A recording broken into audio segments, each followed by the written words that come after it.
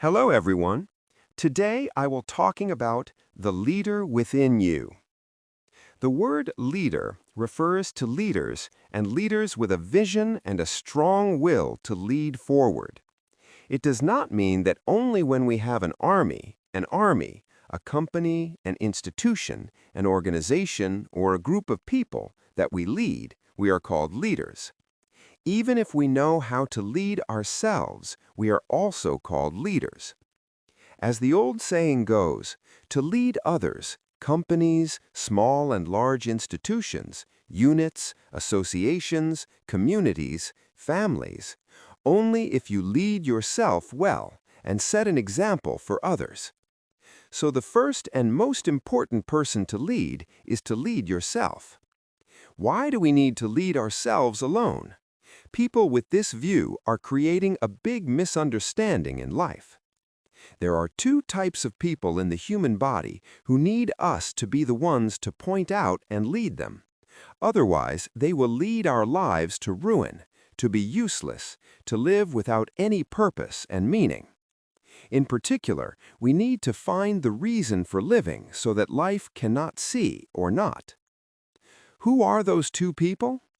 I would like to emphasize that these two people can be our best masters if we know how to use and direct them, and they can also be our best masters if we do not know how to use and direct them. Naturally, if we do not direct them, they will direct our lives. So, as the owner, fate must guide this ship of life to where we want it to go. Seeing that many people around the world live without real goals, do not know who they are, where they come from, where they are going, and what they should live for, what they should do to live a happy life in their family and other needs, Mr. Dale Carnegie compiled and arranged the book, The Leader Within, as a guide for people all over the world to study, understand, and find the leader within themselves to lead their lives towards the direction of growth and happiness that is the desire of every person. Please read this book with joy, and if you think it is useful to your life, please share it with the people you love. May you all receive what you want, according to your individual desires. If you haven't clicked subscribe yet, please click subscribe button to get new videos and new knowledge from audiobooks. Find the leader within you. Charles Schwab worked for a steel company in the United States and earned $1 million a year. He told me that he earned that much because he was good at managing people. Imagine earning $1 million a year because you were good at managing people. One day, Schwab was walking through one of his steel mills at noon when he saw a group of workers smoking under a no smoking sign. Imagine if Charles Schwab had pointed to the sign and said, "Can't you read?" If you think that, you're wrong, because it doesn't fit with his interpersonal skills. Schwab chatted with the group of workers in a friendly manner and said nothing about the fact that they were smoking under the no smoking sign. Finally, he handed them a few cigars and said to them with a soft look in his eyes, "I admire you if you smoke them outside." That was the whole point of what he said. All the workers knew that he knew they were breaking the law, and they admired him because he didn't scold them. He used good gestures with them, and they became willing to do good like his gestures. Fred Wilpon is the manager of the New York City Basketball Association. One afternoon, Wilpon is leading a group of school children on a tour of Shea Stadium. He lines them up and takes them into the team lounge. He then takes them on a private tour of the practice field, and at the end of his tour, Wilpon intends to take them into the Sports Center Museum, where the annual trophy display is displayed. But outside the museum, a uniformed security guard blocks the tour group from entering.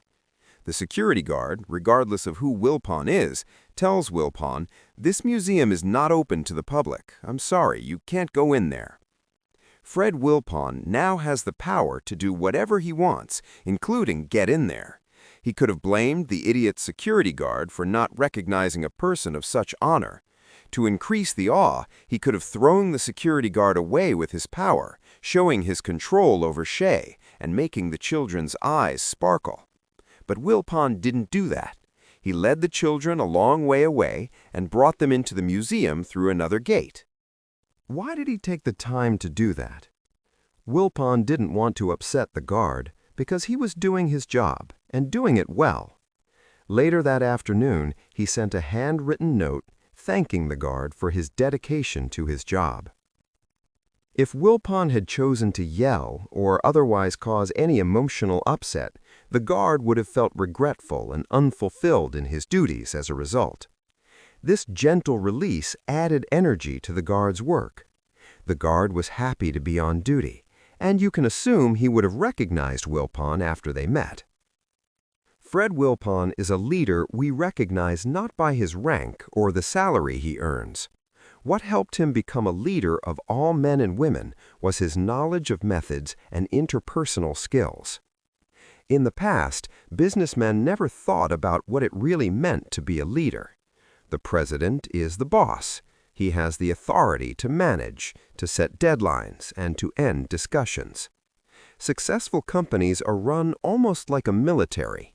As you know, in the military, orders are passed down from the top to the bottom in that order.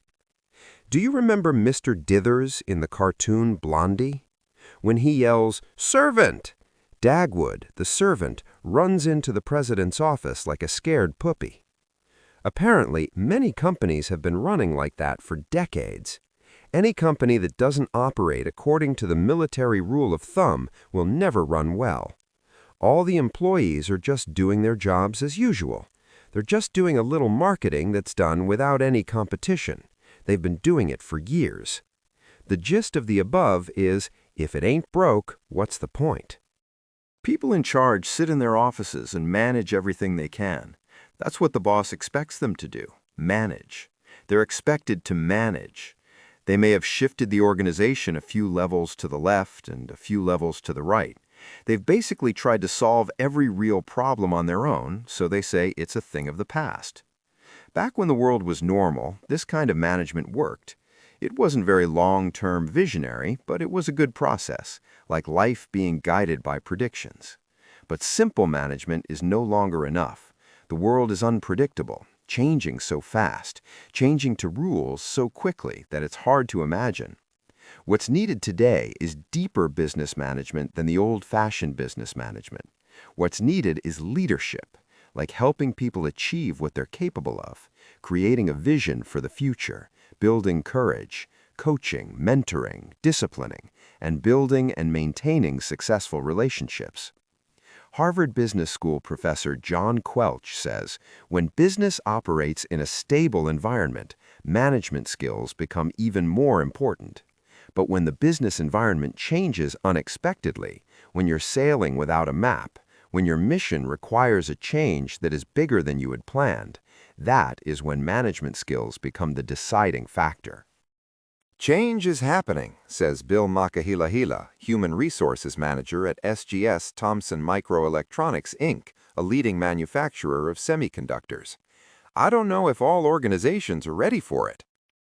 The role of manager may not last much longer, and the concept of leadership will have to be redefined. Companies are now moving through those challenges. They are realizing that as they begin to downsize their operations and achieve greater productivity, the ability to coordinate is the most important skill. Good communication, interpersonal skills, the ability to coach, lead by example, and build teams are all required in more effective leaders. You can't run a company by leading anymore. You need influence, and that influence requires real people skills. Many people still don't fully understand what leadership really means. When you say leader, they think of a CEO, a president, a prime minister, or a chairman of a board. Obviously, people who are promoted to those roles are expected to be capable of leading based on their past successes. But the truth is that leadership is not about starting and ending with being the best. The essence of leadership is that it is a very small part of who we are, but it is a very big part of where we live and where we work. The main task of leadership is to organize a small team, motivate and energize employees working in an office, or maintain happiness in a family. Leadership is not an easy task, but in reality, there are some events that always happen. All of us have the potential to become leaders every day, whether they are coordinators, middle managers, accounting executives, customer service operators, file room workers, or just those who have come into contact with others and want to learn how to lead. As their level of communication grows, their leadership skills will determine the level of success they achieve and the level of happiness they will have, not only in the workplace, but everywhere: family, charitable groups, sports teams, civic associations, social clubs. Everyone in those organizations needs strong leadership. Stephen Jobs and Stephen Wozniak were two young partners in blue jeans from California. One was 21 years old and the other was 26. They weren't rich, they didn't really have any business training, but they were hoping to start an industry that no one else could run at the time. Before 1976, most people had thought about buying a computer for their home. At the time, all home computer businesses added a small amount of memory to the basic limited edition computer. So when Jobs and Wozniak had saved up $1,300, all of it from selling a used car and 2 calculators, they started Apple Computer Inc. In Jobs' early days, there were many unique and daunting obstacles that stood in the way of their success. But these two young entrepreneurs had a vision, and they knew exactly what they believed they could achieve. At the time, they declared, computers are not just for computer scientists. Computers are vehicles of ideas, customizable to your needs. Computers are affordable and accessible to everyone. From that day on, the founders of Apple Computers held their vision steady, and they used it in every facet of their business. They hired people who understood the vision and encouraged them to deliver it to customers. Every breath they took and every word they spoke echoed the vision. Even when the company's operations were in shambles, retailers said no thanks, manufacturers said no way, bankers said no more loans, the two visionary leaders of Apple Computers never wavered. As a result, the world gave them a huge boost. Within 6 years of founding Apple Computers, the company was selling 650,000 personal computers a year. Wozniak and Jobs were the most energetic, visionary leaders of all time. Not just the newly formed units, but all of them needed leadership. In the early 1980s, Corning Corporation faced a serious economic crisis. Corning still made kitchenware, but the company was struggling. The company's manufacturing technology was outdated. The company's market share had plummeted. The company's customers had been scattered to thousands of other international companies. The company's scattered leaders seemed clueless about how to turn the company around. That's when CEO James R. Houghton decided that Corning needed a completely new vision, and he prepared a proposal. "We had to bring in an outside coordinator to work with me and my team while the company was downsizing," Houghton recalls. "He was a great leader, a great coordinator who always made quality issues into products that we liked to buy. We had a team meeting and everyone was looking down. I stood up and announced that we were going to spend about $10 million that we didn't have. We were going to build our own quality assessment institute. We had to get this project done. A lot of different obligations kept me from doing this, but I quickly accepted it. I just felt like it was a reasonable obligation. I didn't think about the debt. It was irrelevant to the importance of the obligation."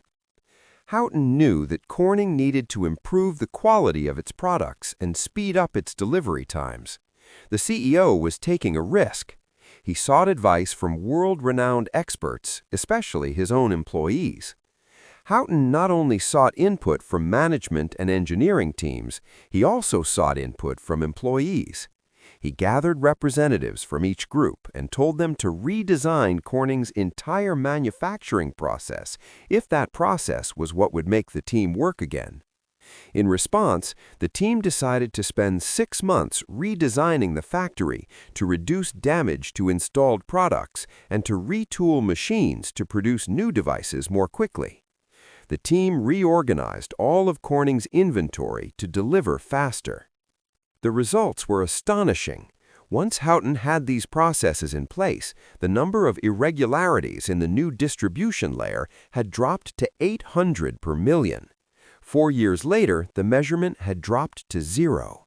2 years later, delivery times had been reduced from weeks to days. And in that 4-year period, Corning had nearly doubled its revenue on its original assets. Houghton's vision had truly driven the company forward. Business scholars Warren Bennis and Bert Nanis studied hundreds of successful organizations, both large and small, focusing on how they led. The two wrote that leaders first develop a picture of both the possible and the desired future of the organization. This picture, which we call a vision, may be vague like a dream or clear like a goal or mission.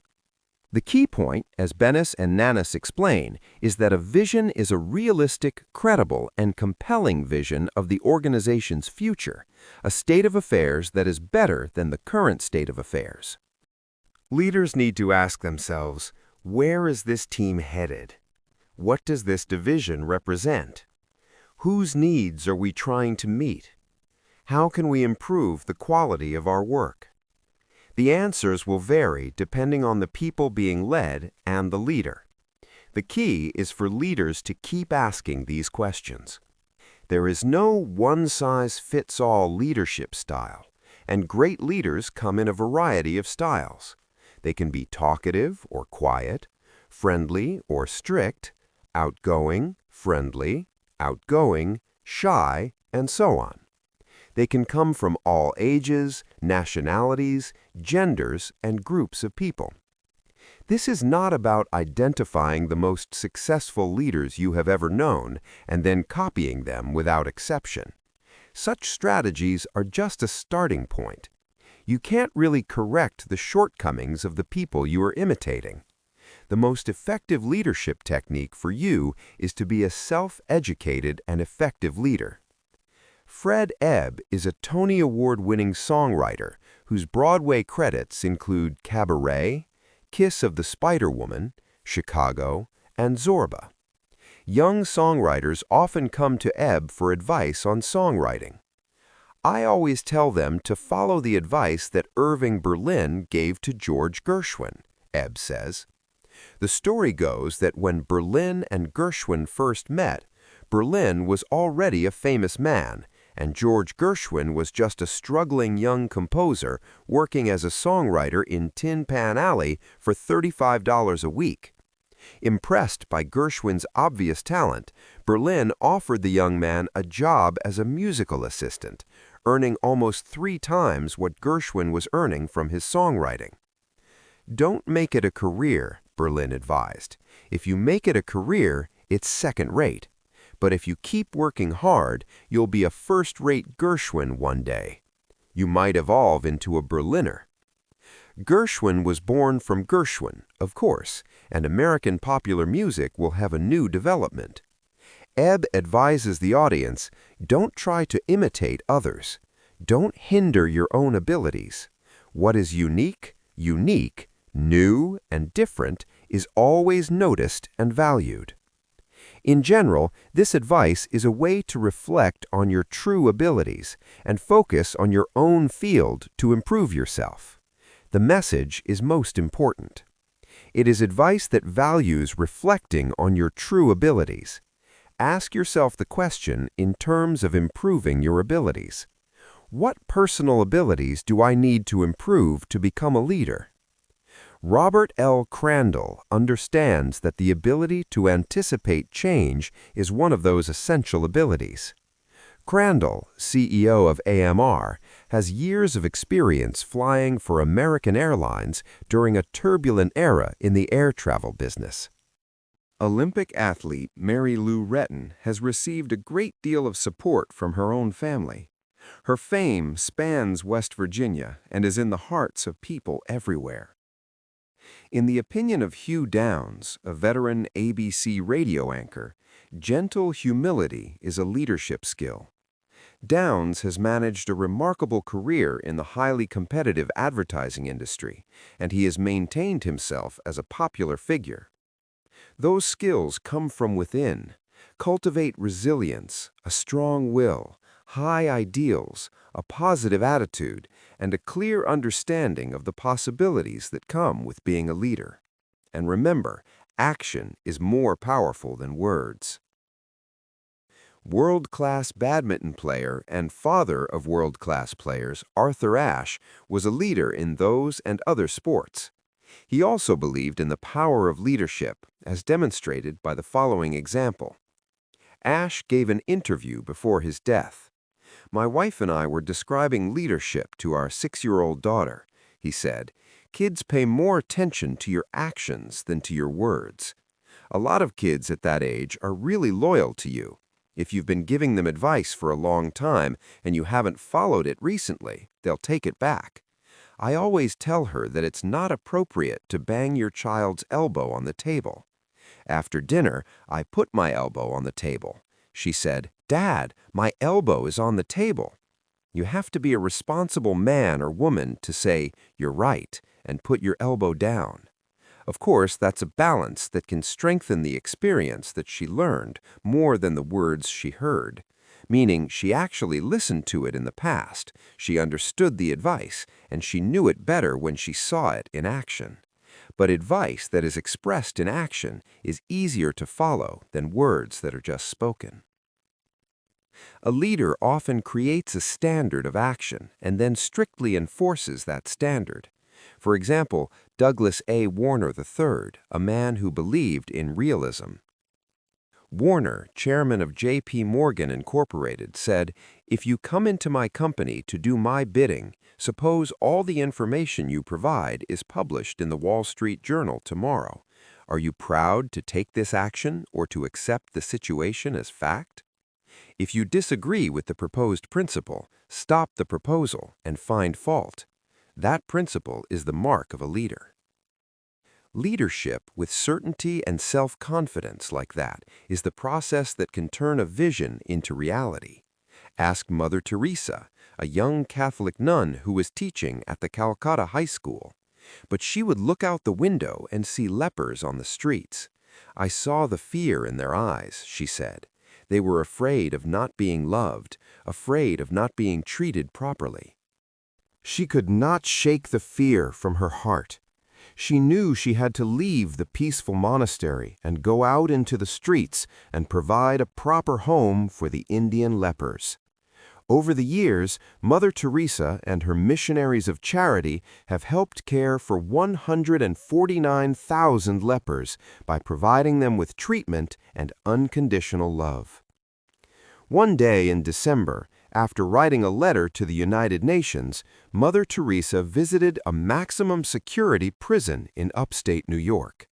When she entered the prison, she spoke to 4 inmates who had AIDS. She recognized the AIDS patients as modern-day lepers. He returned to New York on the Monday before Christmas and went to City Hall to meet with Mayor Edward Koch. He asked the mayor to call the administrator, Mario Cuomo. After Koch answered the phone, he said politely, "Mr. Administrator, I just got back from Sing Sing prison, and there are 4 inmates with AIDS there. I want to open an AIDS center. Can you release those 4 inmates for me? I want to take the first 4 AIDS patients to the AIDS center." Cuomo said, "Yes, ma'am. We have 43 cases of AIDS in the state prison system. I'm going to release them all for you." He said, "Okay, I want to start with the 4 convicts. Now, let me tell you where I'm thinking of building it. Would you like to donate to the building?" "Yes," Cuomo agreed, bowing to the nun's sacrifice. Then Mother Teresa turned to Mayor Koch and said, "Today is Monday. I want to open the center on Wednesday. We're going to need some specific permits. Can you get those documents ready?" Koch just looked at the little nun standing in his office and nodded. "As long as you don't underestimate my abilities," the mayor said. The first step to success is to recognize the power of your own leadership. Thank you for watching. See you next time.